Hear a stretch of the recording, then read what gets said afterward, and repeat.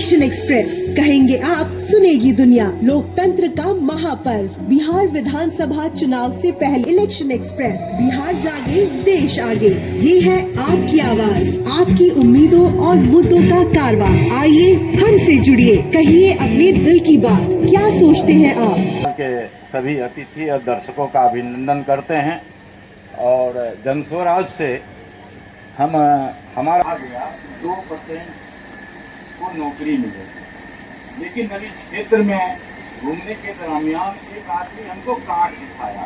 वो कहा कि 25 रुपया का कार्ड बनाए हैं और हमको तो नौकरी मिलेगा, सरकार बनेगी। इसके विषय में हम समझ नहीं पाए।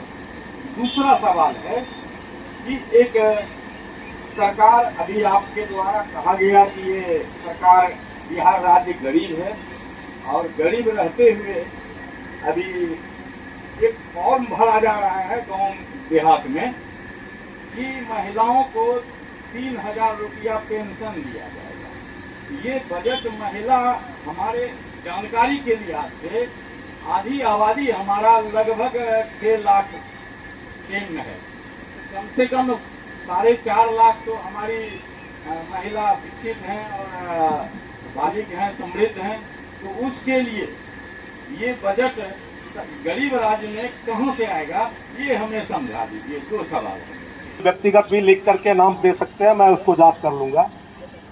वो कार्ड जो बन रहा है वो मुफ्त में है और उसके साथ साथ हमारी पार्टी का सदस्यता फॉर्म भी रहता है। जो व्यक्ति इच्छा करते हैं कि सदस्य भी बनेंगे तो 10 रुपया लेकर के उसे सदस्य बनाया जाता है, और जो नहीं बनना चाहेंगे, कार्ड सभी को बनाना है और वह मुफ्त में बनता है। ये कार्यक्रम लगातार चल रहा है। तो मैं बता दूं आपको, ये ऐसा मंच है कि बहुत सारी बात विस्तृत रूप से नहीं बताया जा सकता, लेकिन फिर भी मैं बताना चाहता हूं। CD रेशियो होता है, रिजर्व बैंक ऑफ इंडिया का एक जो है नीति है कि जिस राज्य में वहां के जनता बैंकों में जितनी पैसा जमा करता है उसका 70 से 75% रुपया उसी राज्य में बैंक को किसी भी रूप में, ऋण के रूप में और वहां के डेवलपमेंट, मतलब ऋण के रूप में ही लगाया जाता है।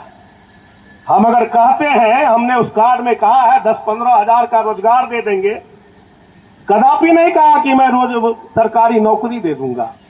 हमारी पार्टी का स्पष्ट समझ है, हम रोजी रोजगार की बात करते हैं और दिल्ली, पंजाब, हरियाणा, कर्नाटक, तमिलनाडु में जाके कोई सरकारी नौकरी हमारा गरीब और आम आदमी नहीं करता, वहां भी टेम्पररी रोजी रोजगार ही करता है।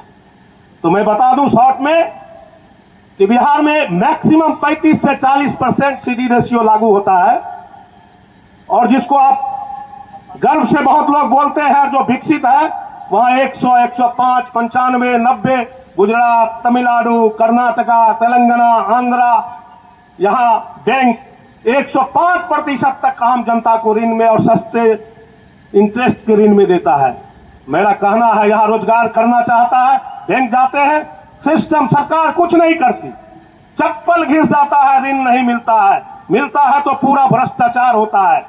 व्यवस्था अगर दुरुस्त होगा, बैंक अगर RBI, reserve bank of India के गाइडलाइन से काम करेगा, रोजी रोजगार का कमी नहीं होगा।